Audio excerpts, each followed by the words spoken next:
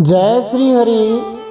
श्रीमद् भागवत महापुराण पुराण तिलक कहा गया है। 18 पुराणों में सर्वश्रेष्ठ पुराण कहा गया है। आजकल तो सबसे ज़्यादा कथाएं यदि किसी पुराण पर होती हैं तो वो भागवत पुराण ही है। श्रीमद् भागवत महापुराण कथा होती है। उस श्रीमद् भागवत महापुराण की 7 दिन की कथा में अनेक ऐसे प्रसंग होते हैं जिनको वक्ता लोग गंभीरता से छू नहीं पाते हैं अथवा उनके ऊपर ज़्यादा बात नहीं कर पाते हैं। श्रीमद् भागवत की जो कथाएं हैं वे भी बड़ी रोचक हैं, सरस हैं, महत्वपूर्ण हैं। उसके साथ ही श्रीमद् भागवत के जो मूल संस्कृत श्लोक हैं वे भी बड़े अद्भुत हैं। उनकी व्याख्याएं भी बड़ी अद्भुत हैं और श्रीमद् भागवत की जो स्तुतियां हैं, स्तोत्र हैं, वे भी बड़े विलक्षण हैं। उन्हीं स्तुतियों में से श्रीमद् भागवत की सबसे कठिनतम स्तुति अथवा कहो सबसे गूढ़तम स्तुति अथवा कहो सबसे महत्वपूर्ण स्तुति है, उसका नाम वेद स्तुति है।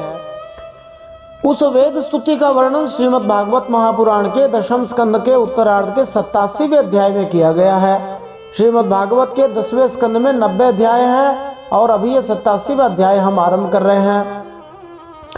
विदित है हम प्रतिदिन श्रीमद् भागवत महापुराण के अमृतमय संस्कृत श्लोकों का अद्भुत हिंदी व्याख्याओं अनेक रोचक प्रश्नों के साथ श्रवण कर रहे हैं और यथाशक्ति यथासंभव चित्रों के साथ भागवत जी का दर्शन भी कर रहे हैं।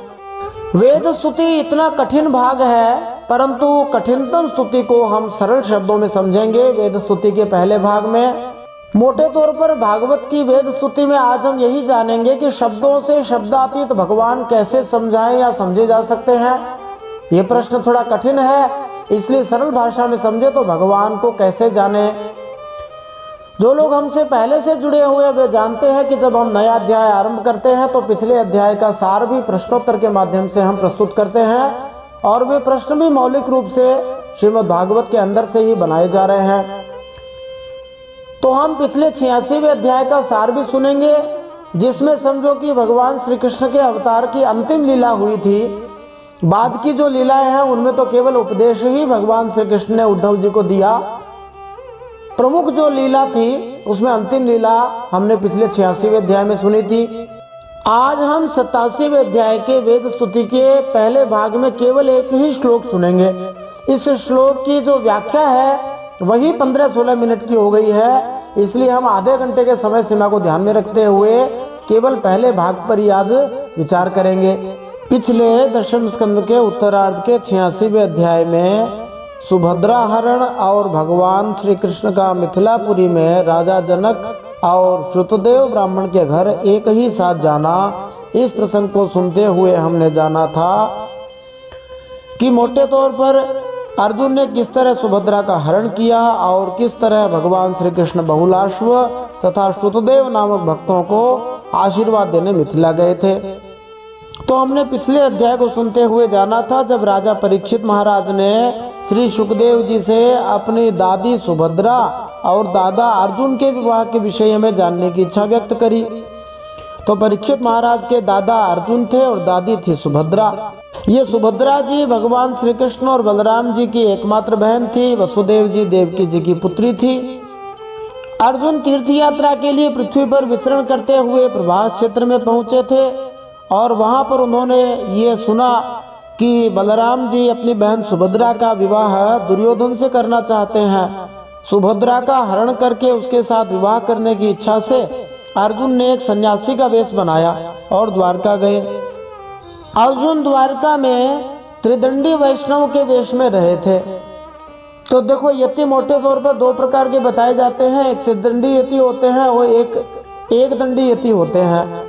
तो जो जनेऊ और चोटी छोड़ देते हैं वे एक दंडी यति होते हैं और ये विवाह नहीं कर सकते हैं, और जो चोटी भी रखते हैं जनेऊ भी रखते हैं वे त्रिदंडी यति कहलाते हैं, त्रिदंडी सन्यासी कहलाते हैं, वे विवाह कर सकते हैं। तो अर्जुन त्रिदंडी सन्यासी बने थे, माने उनके चोटी और जनेऊ दोनों ही थे। अर्जुन द्वारका में एक सन्यासी की तरह चातुर्मास करने लगे। देखो, चातुर्मास क्यों किया जाता है? तो संत महात्मा एक स्थान पर चातुर्मास में रहते हैं और इसीलिए रहते हैं कि उस समय वर्षा काल में एक स्थान से दूसरे स्थान तक की यात्रा करना मुश्किल होता है और वर्षा काल में बहुत सारे जीव भी उत्पन्न हो जाते हैं, नए प्रकार के जीव, उनकी हत्या न हो इस भावना से ही संत महात्मा चातुर्मास किया करते हैं। अर्जुन का सन्यासी वेश में ऐसा प्रभाव था, वे ऐसे प्रभावशाली सन्यासी महात्मा बने कि न तो श्री बलराम जी न ही द्वारका का कोई दूसरा निवासी अर्जुन को पहचान पाया, प्रत्युत उन सब ने एक वैष्णव सन्यासी के योग्य अर्जुन को आदर दिया। इस तरह वर्षा ऋतु के 4 महीने बीत गए। एक दिन अर्जुन को भगवान श्री बलराम के घर पर भोजन करने का निमंत्रण मिला। चातुर्मास में तो संत महात्मा किसी गृहस्थी के घर जाते नहीं हैं। चातुर्मास पूरा होने के बाद अर्जुन को निमंत्रण भक्त लोग देने लगे थे और बलराम जी ने भी लगे हाथ समझा कि अच्छे महात्मा हैं, इनको बुला लेते हैं।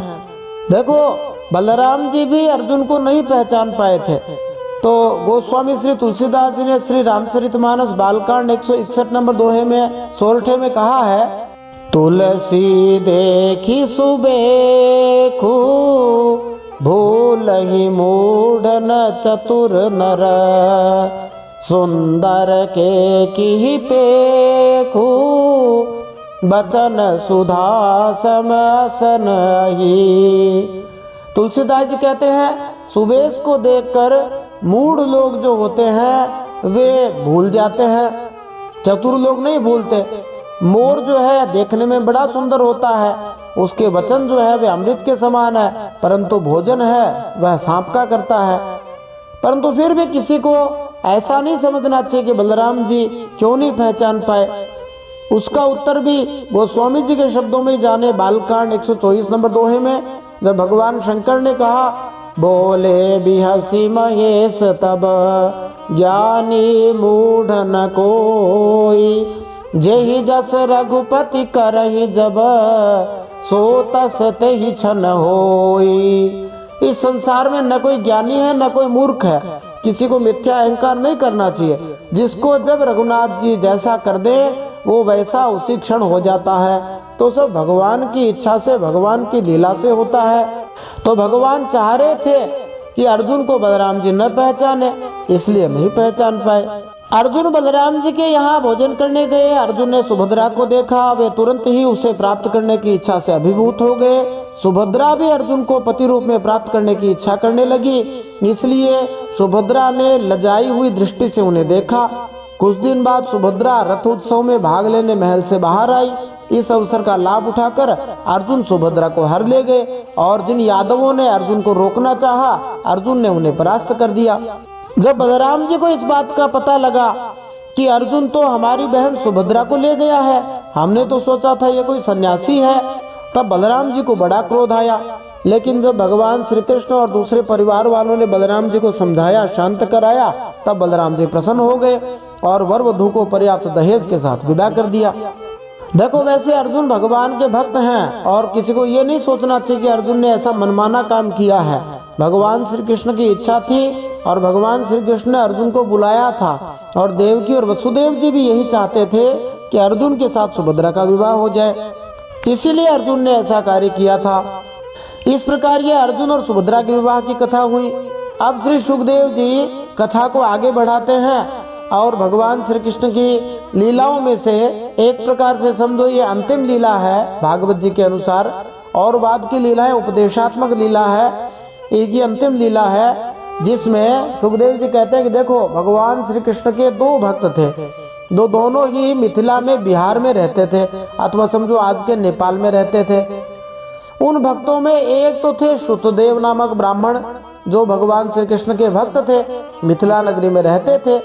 भाग्यवश जो भी मिल जाता उससे अपने और अपने परिवार का पेट पालन भर के लिए कमा लेते थे। फिर भी वे सदा संतुष्ट रहते थे और अपना सारा समय भजन में लगाते थे।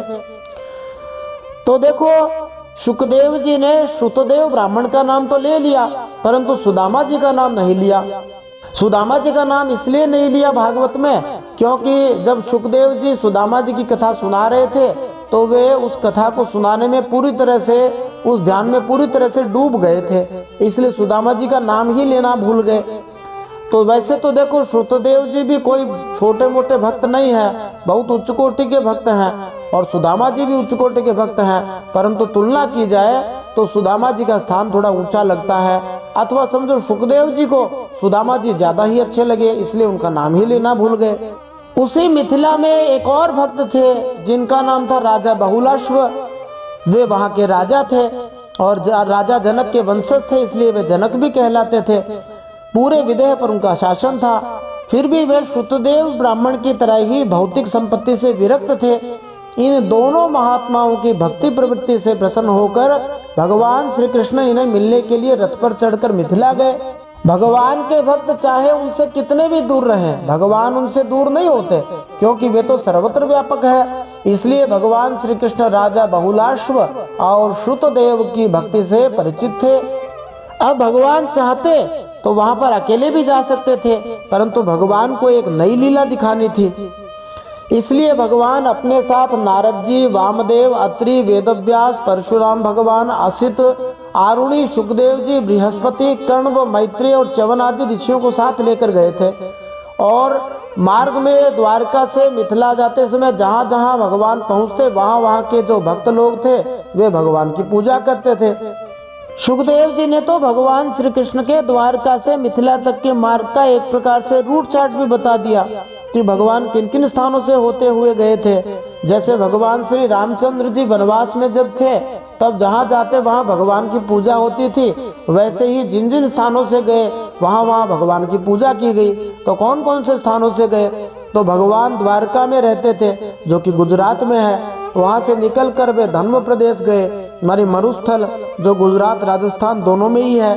फिर भगवान घूमते घूमते कुरुक्षेत्र में थानेश्वर होते हुए गए हरियाणा में।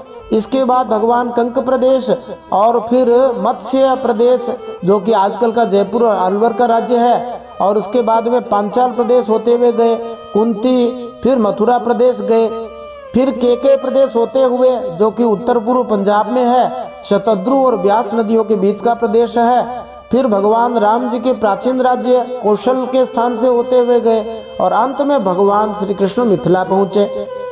मिथिला भी कुछ लोग जनकपुर में नेपाल में बताते हैं, कुछ लोग बिहार में बताते हैं, ये एक अलग विषय है। परंतु भगवान श्री कृष्ण अनेक महात्माओं को लेकर मिथिला पहुँचे।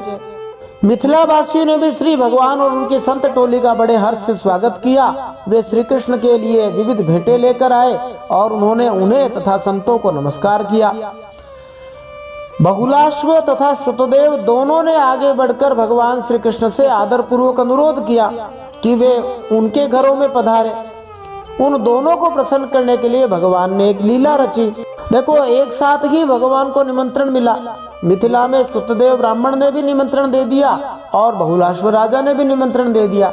अब साधारण मनुष्य होते तो फंस सकते थे, यद्यपि भगवान एक एक करके भी जा सकते थे, परंतु भगवान को अपनी विलक्षण लीला दिखानी थी।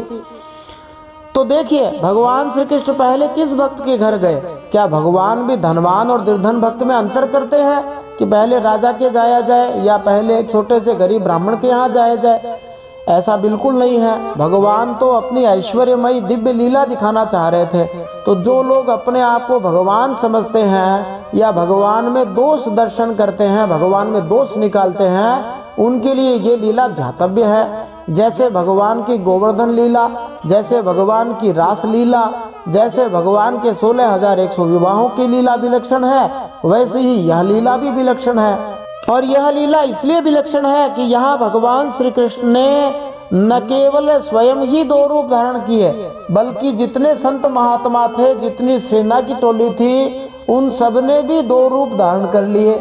सुखदेव जी ने वर्णन की दृष्टि से बताया कि पहले भगवान श्री कृष्ण राजा बहुलाश्व के यहाँ पहुँचे। यद्यपि दोनों स्थानों पर ही भगवान एक साथ ही गए हैं, परंतु वर्णन में पहले राजा बहुलाश्व का बता दिया। राजा बहुलाश्व भगवान श्री कृष्ण के पधारने से अत्यंत भावमुग्ध हो गए, भगवान की कृपा को अनुभव करने लग गए।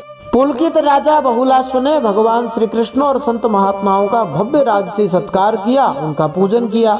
बाद में राजा बहुलाश्व ने भगवान श्री कृष्ण की सुंदर स्तुति करी और सुंदर स्तुति करने के बाद बहुलाश्व ने भगवान श्री कृष्ण से कहा, आप यहाँ मिथिला में कुछ दिन और रुक जाइए। देखो, भगवान श्री कृष्ण ने मिथिलावासी भक्तों पर विशेष कृपा क्यों की? तो समझो कि जब भगवान श्री कृष्ण ने श्री राम जी के रूप में अवतार लिया था, तब मिथिला में उनका ससुराल था, जनकपुरी में, और वहाँ के जो भक्त लोग थे उनकी यह इच्छा थी कि हमें बार बार दर्शन होता रहे। तो उसी इच्छा को पूरा करने के लिए भगवान श्री कृष्ण मिथिला गए थे। तो ये बताता है, सिद्ध करता है कि राम कृष्ण एक हैं, उनमें अंतर नहीं है। तो मिथिला से श्री राम जी और श्री कृष्ण जी का क्या संबंध? तो श्री राम जी का तो ससुराल ही था और भगवान श्री कृष्ण के दो महान भक्त थे, इसलिए भगवान श्री कृष्ण मिथिला गए थे। फिर श्री सुखदेव जी ने दूसरे भक्त का बताया वृत्तांत, श्रुतदेव ब्राह्मण का। उनकी क्या दशा थी, उनकी क्या स्थिति थी? तो श्रुतदेव ब्राह्मण ने जैसे ही भगवान और संत महात्माओं को अपने घर आया देखा तो वे तो आनंद से विभल हो गए और भगवान को नमस्कार करके अपने वस्त्र उछाल उछाल कर नाचने लगे, जोर जोर से भगवान के नाम का कीर्तन करते हुए, और इतने मस्त होकर नाचे कि सब लोग उस आनंद में शामिल हो गए। श्रुतदेव जी इतने विरक्त भक्त थे कि उनके स्वयं के पास कुछ नहीं था, परंतु कहते हैं कि आसपास के घरों से, भक्तों से वे कुछ ले आए थे और उसी से भगवान श्री कृष्ण की उन्होंने सेवा पूजा करी। श्रुतदेव जी ने जो सेवा करी वह सात्विक सेवा थी और जो राजा बहुलाश्व ने करी थी वो राजसी सेवा थी, क्योंकि वे राजा थे। श्रुतदेव जी ने भगवान की कृपा को अनुभव करते हुए कहा कि मैं तो घर गृहस्थी के अंधेरे कुएं में गिरा हुआ हूँ, अभागा हूँ, परंतु फिर भी आपने मुझ पर कृपा करी है तो मेरा परम सौभाग्य है। तो श्रुतदेव जी दैन्यवश ये बात कह रहे हैं और ये बात ठीक वैसी ही है जैसे गीता प्रेस गोरखपुर के संस्थापक ब्रह्मलीन सेठ जी श्री जयदयाल जी गोविंदका ने कही थी। एक उनकी पुस्तक है अपात्र को भगवत प्राप्ति, जिसमें उन्होंने कहा कि पात्र को तो भगवान मिलते ही हैं, परंतु भगवान अपात्र को भी मिल सकते हैं। निश्चित रूप से समझिए, भगवान अनंत कोटि ब्रह्मांड नायक हैं और अनंत ब्रह्मांडों में से एक पृथ्वी है, उस पृथ्वी पर भगवान इस भक्त को दर्शन देने आए।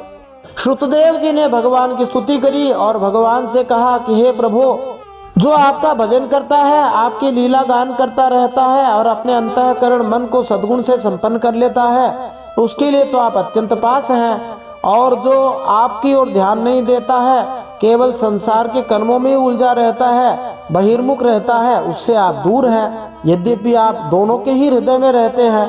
आपने ही स्वयं कहा है, सर्वस्य चाहम हृदय सन्निविष्टो, श्रीमद् भगवद गीता 15वें अध्याय 15वें श्लोक में। परंतु फिर भी जो भगवान से प्रेम करता है, भगवान उसके लिए पास में है। जब स्तुति समाप्त कर दी तब भगवान ने बड़ी ही निराली रीत से श्रुतदेव जी को समझाया। देखो, भगवान हमें निराली रीत से समझाते हैं, प्रेम से भी समझाते हैं, कभी थोड़ा डंडा मार के भी समझाते हैं। भगवान श्री विष्णु जो 4 चीजें अपने हाथ में रखते हैं वो समझाने के लिए रखते हैं। वे कमल से प्रेम से समझाते हैं, शंख से चेतावनी देते हैं, गदा से थोड़ी पिटाई कर देते हैं, और नहीं मानता है तब अंत में सुदर्शन चक्र से उसका काल ला देते हैं, उसकी मृत्यु ला देते हैं। तो भगवान ने श्रुतदेव जी को समझाया कि देखो, आपने हमारी तो सेवा पूजा करी परंतु संतों की सेवा नहीं करी, तो भगवान के साथ संतों की सेवा भी आवश्यक है। क्यों आवश्यक है? तो भगवान ने कहा, देखो, देवता भी पवित्र करते हैं, पुण्य क्षेत्र और तीर्थ भी पवित्र करते हैं, परंतु उसमें समय लगता है। संत महात्मा तुरंत पवित्र कर देते हैं। और ये बात भागवत जी में 10वें स्कंद के 48वें अध्याय के 31वें श्लोक में अक्रूर जी के प्रसंग में भगवान ने कही थी, और अभी एक अध्याय पहले ही 84वें अध्याय में भी भगवान श्री कृष्ण ने वसुदेव जी के सामने महात्माओं को कही थी। तो संत महात्मा जो हैं वे तुरंत पवित्र करने वाले हैं। तो संत और तीर्थ आदि में बड़ा कौन? तो संत महात्मा ही तीर्थों से बड़े हैं। फिर भगवान ने कहा कि ब्राह्मण जो है वे वंदनीय हैं और श्रेष्ठ हैं। ब्राह्मण जन्म से ही सभी जीवों में श्रेष्ठ है, और वो इसलिए है क्योंकि ब्राह्मण अपनी तपस्या, विद्या, संतोष और उपासना आदि से और भगवान की भक्ति से सबका कल्याण चाहता है। ब्राह्मण जो है वो सर्ववेदमय है, भगवान को अच्छी तरह से जानने का प्रयास करता है, जानता भी है, और भगवान सर्वदेवमय है, इसलिए भगवान ब्राह्मण का बहुत आदर करते हैं। अपने चतुर्भुज रूप श्री विष्णु स्वरूप से भी ज्यादा वे ब्राह्मण को भक्त का आदर करते हैं। भगवान तो कहते हैं कि ब्राह्मण का तिरस्कार करके की गई पूजा भी निष्फल है। जो लोग भगवान में तो श्रद्धा रखते हैं लेकिन भगवान के भक्त में, संत महात्मा में, ब्राह्मण में दोष निकालते हैं, वे समझो भगवान का ही तिरस्कार करते हैं, उनकी पूजा सफल नहीं होने वाली है। तब भगवान ने उनसे कहा कि तुम इन संतों को मेरा ही स्वरूप मानो और इनकी पूजा करो। श्रुतदेव जी ने कहा, भूल हुई, मैं बहुत भाव में विभोर हो गया था। श्रुतदेव जी ने भगवान की भी पूजा करी और संत महात्माओं की पूजा करी। अब भगवान की कृपा से भगवत स्वरूप को प्राप्त कर लिया और राजा बहुलाश्व ने भी भगवत धाम प्राप्त कर लिया। सुखदेव जी ने कहा भगवान भक्त भक्तिमान, भागवत में इसी स्थान पर इस पद का प्रयोग हुआ है और इस शब्द का अर्थ है कि भगवान अपने भक्त के भक्त हैं। भक्त भगवान की भक्ति करते हैं और भगवान भक्तों की भक्ति करते हैं। जैसे भक्त भगवान की भक्ति करते हैं वैसे ही भगवान भी भक्तों की भक्ति करते हैं। तो भगवान देखो अपने भक्तों का कितना मान करते हैं। अखंडानंद जी ने एक बात यहाँ विशेष कही है, वो भी हम साथ में जान लेते हैं कि देश काल और वस्तु सब भगवान का संकल्प पात्र है। कैसे है तो देखो, विदेह नगरी में एक था अपरिग्रह ब्राह्मण श्रुतदेव, दूसरा था वहां का निराभिमान राजा बहुलाश्व। भगवान ने दोनों पर समान अनुग्रह किया। बड़े बड़े ऋषि मुनियों को साथ लेकर द्वारका से मिथिला तक की यात्रा की।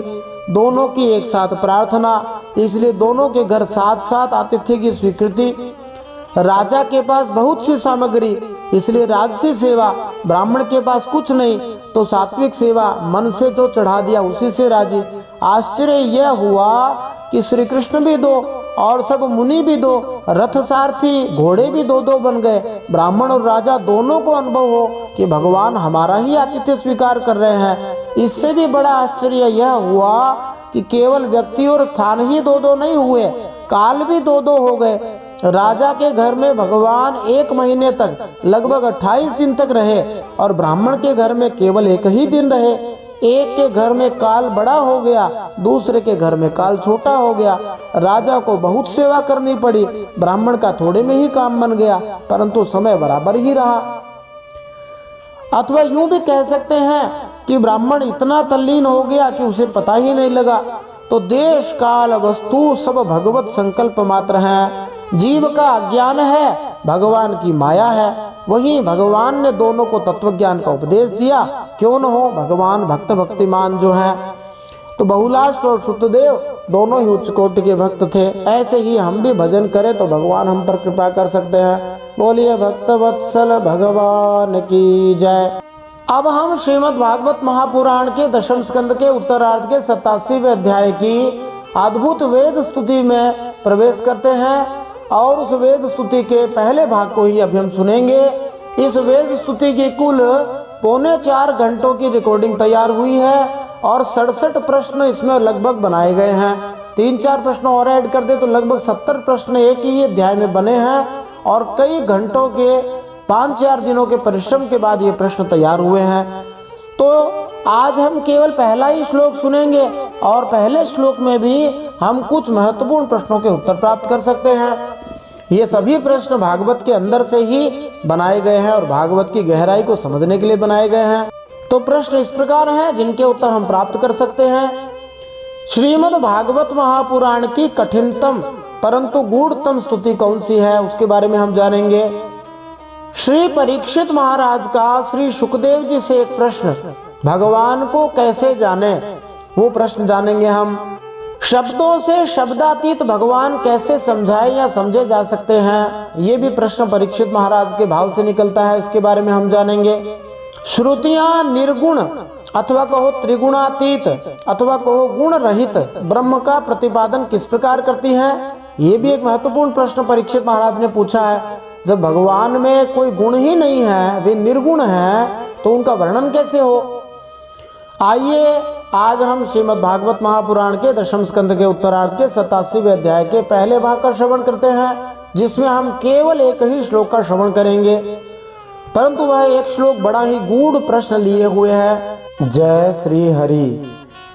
नारायणं नमस्कृत्य नरं चैव नरोत्तमं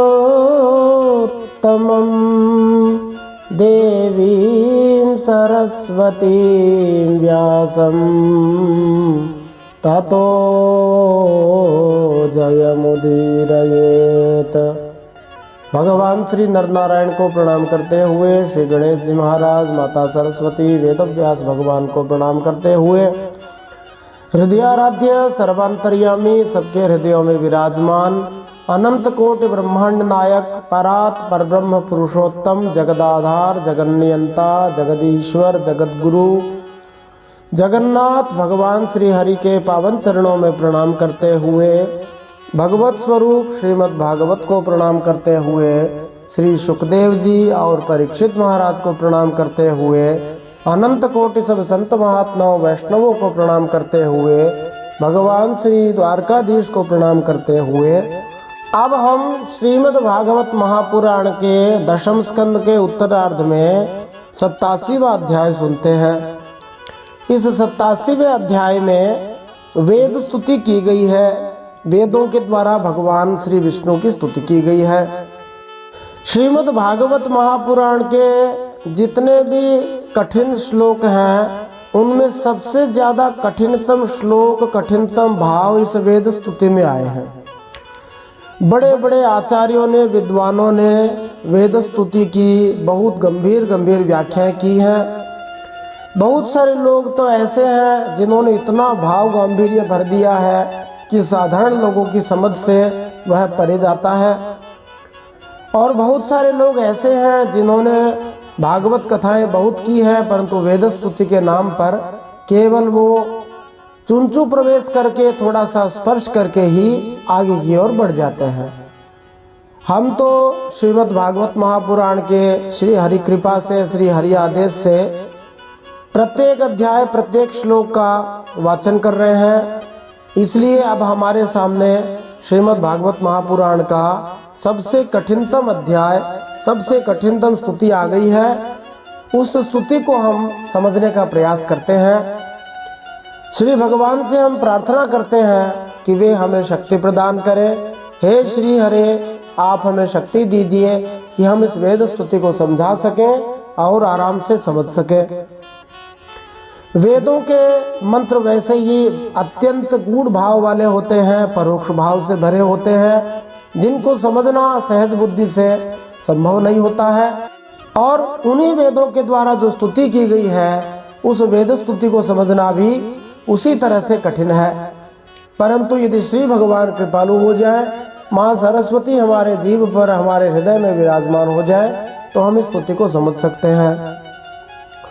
आइए हम इस वेद स्तुति को समझने का प्रयास करते हैं। श्रीमद् भागवत महापुराणम दशमः स्कंधः उत्तरार्धः अथ सप्ताशीतितमोऽध्यायः। श्री परीक्षित उवाच। पिछले 86वें अध्याय के अंतिम श्लोक में श्री सुखदेव जी ने कहा था, एवं स्वभक्तयो राजन भगवान भक्त भक्तिमान उषित्वादिश्य सन्मार्गम पुनर्द्वारवती मगात। जिसका अर्थ है कि अपने भक्तों के भक्त श्री भगवान अपने दो महान भक्तों श्रुतदेव ब्राह्मण और बहुलाश्वदेव नामक जो राजा थे, उनके साथ कुछ समय तक उन्हें सिद्ध संतों के आचरण की शिक्षा देते हुए रहते रहे। फिर भगवान द्वारका लौट गए। इस श्लोक में जो सन्मार्ग शब्द आया है, उसको कम से कम 3 प्रकार से समझा जा सकता है। ये इस अध्याय के आरंभ करने की भूमिका है। परीक्षित महाराज ने एक प्रश्न पूछा है जो बड़ा ही महत्वपूर्ण और गंभीर प्रश्न है। उस प्रश्न की भूमिका में ये श्लोक बताया जाता है। सन्मार्ग शब्द के अर्थ बताए जाते हैं। पहले एक सन्मार्ग शब्द का अर्थ है कि सत का मार्ग माने श्री भगवान का भक्त, और इस तरह सन्मार्ग का अर्थ हो गया भक्ति योग का मार्ग। दूसरे प्रकार में सत का अर्थ है दिव्य ज्ञान की खोज करने वाला, इसलिए सन्मार्ग का अर्थ होगा ज्ञान का दार्शनिक मार्ग, जिसका मुख्य लक्ष्य निर्विशेष ब्रह्म होता है। तीसरे प्रकार में सत का अर्थ है वेदों की ध्वनि, तो सन्मार्ग का अर्थ होगा वैदिक आदेशों के पालन की प्रक्रिया।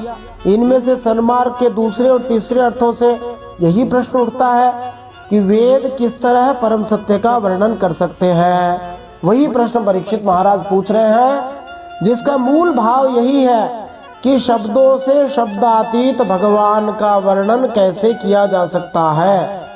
भगवान इंद्रियों से परे हैं। भगवान को यदि वे न चाहें तो ना तो कोई आंखों से देख सकता है, न कानों से सुन सकता है, न शब्दों से उनके बारे में कुछ कह सकता है। फिर वे शब्दातीत भगवान शब्दों के द्वारा कैसे समझाए जा सकते हैं, ये प्रश्न परीक्षित महाराज पूछ रहे हैं। हम इसको एकदम सरल भाषा में समझने का प्रयास करते हैं। श्री परीक्षित उवाच। ब्रह्मन् ब्रह्मण्य निर्देश्य निर्गुणे गुणवृत्तयः कथं चरन्ति श्रुतयः साक्षात् सदसतः परे। परीक्षित महाराज ने एक बड़ा ही गंभीर प्रश्न श्री सुखदेव जी से पूछा। हे भगवान सुखदेव जी, ब्रह्म कार्य और कारण से सर्वथा परे है। सत्व रज और तम ये तीन गुण कहे गए हैं, उनका उस ब्रह्म में प्रवेश नहीं है। मन और वाणी से संकेत रूप में भी उस ब्रह्म का निर्देश नहीं किया जा सकता, क्योंकि मन वाणी से वह परे है।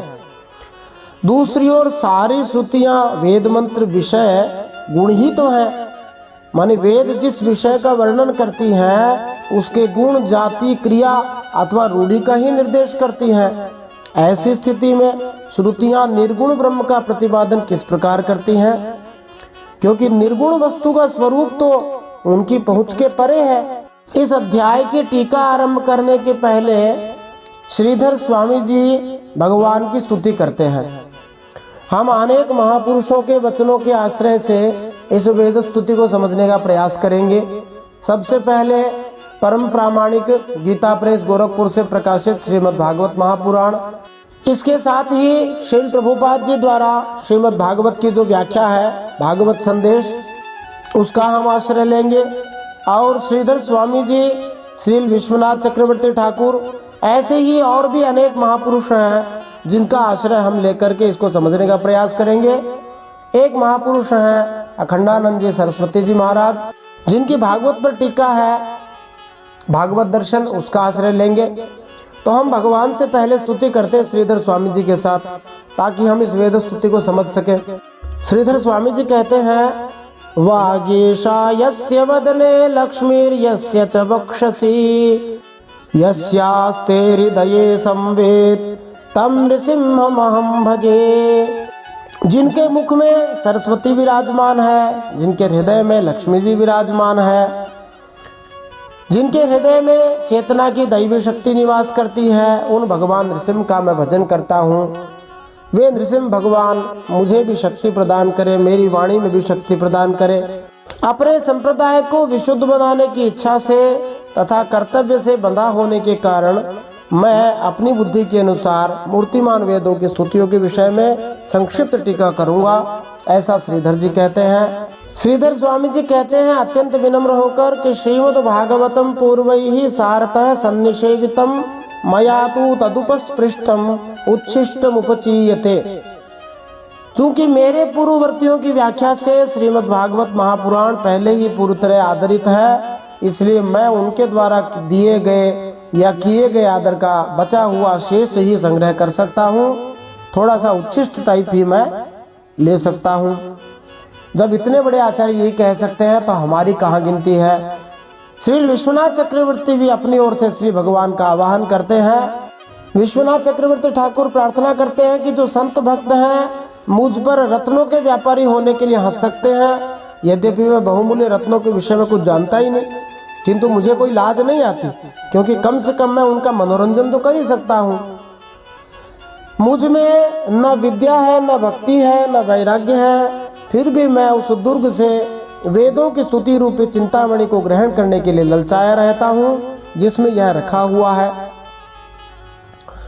यदि मेरी अविवेक रूपी वायु मेरी निम्न स्थिति को स्वीकार करने की अक्षमता मुझे गिरा देने के लिए धमकाती है, तो इस टीका को लिखते हुए मुझे श्रीधर स्वामी जी, श्री सनातन गोस्वामी जी और भगवान श्री कृष्ण के चरण रूपी तेजस्वी खंभों को पकड़ना होगा। बारंबार अपने गुरु को, कृपा के सागर भगवान श्री कृष्ण को सिर झुकाकर मैं श्री सुखदेव जी गोस्वामी जी की शरण ग्रहण करता हूँ, जो संसार के रक्षक और जगत भर के नेत्र हैं। इस प्रकार उन्होंने प्रार्थना करी है, हम इस प्रार्थना में शामिल हुए हैं। अब हम इसका भाव समझते हैं। परीक्षित महाराज ने पूछा कि जब भगवान ने शुतदेव बहुलाश्व को परमात्मा तत्व का उपदेश किया, तब शब्दों का ही तो प्रयोग किया होगा, शब्दों के द्वारा ही समझाया होगा। लेकिन शब्द के प्रयोग से, शब्दों से अतीत भगवान कैसे समझाए जा सकते हैं। ब्रह्म तो कोई निर्देश का विषय है नहीं, क्योंकि उसमें कोई गुण है ही नहीं, निर्गुण है वो तो। वाणी जब किसी का वर्णन करती है तब या तो वह उसके गुण द्वारा या क्रिया द्वारा या उसके रूप द्वारा उसका वर्णन करती है। कहते हैं कि वो ऐसा दिखता है या वो ये काम करता है या उसके गुण ऐसे हैं। और शब्द की शक्तियां भी बहुत सारी हैं, सारी की सारी व्यवस्थित है।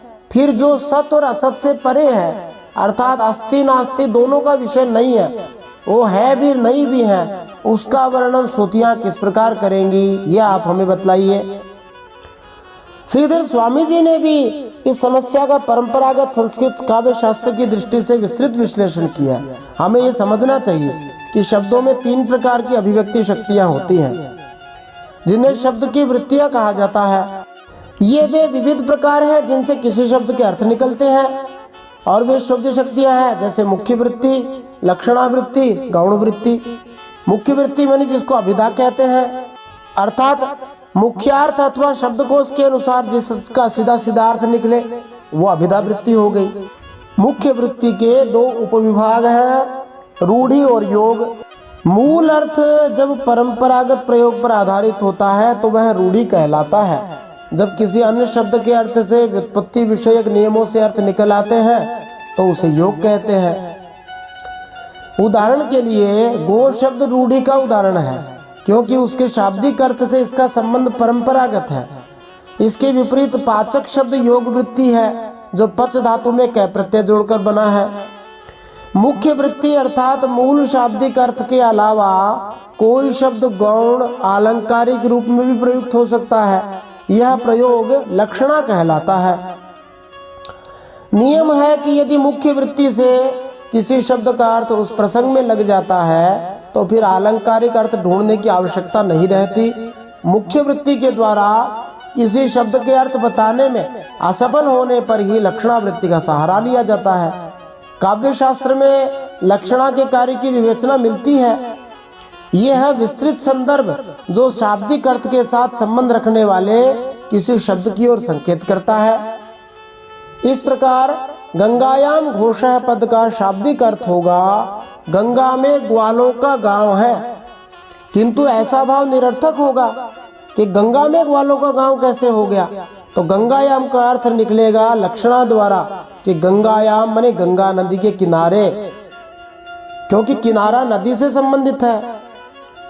गौण वृत्ति लक्षणा का विशिष्ट प्रकार है जिसमें अर्थ को समान भाव तक विस्तार दिया जाता है। उदाहरण के लिए सिंहो देवदत्त है, देवदत्त सिंह है। इसमें वीर देवदत्त को, एक व्यक्ति का नाम देवदत्त है, आलंकारिक रूप से सिंह कहा गया है क्योंकि उसमें सिंह जैसे गुण है। इसके विपरीत सामान्य लक्षणा में जैसे गंगायाम घोषा है माने गंगा के किनारे झोपड़ी है, इसमें स्थान का संबंध तो रहता है, समानता का नहीं रहता। 87वें अध्याय के इस प्रथम श्लोक में परीक्षित महाराज यह संदेह व्यक्त करते हैं कि वेदों के शब्द किस तरह शब्द वृत्ति के किसी भी मान्य प्रकार से परम सत्य को बता सकते हैं।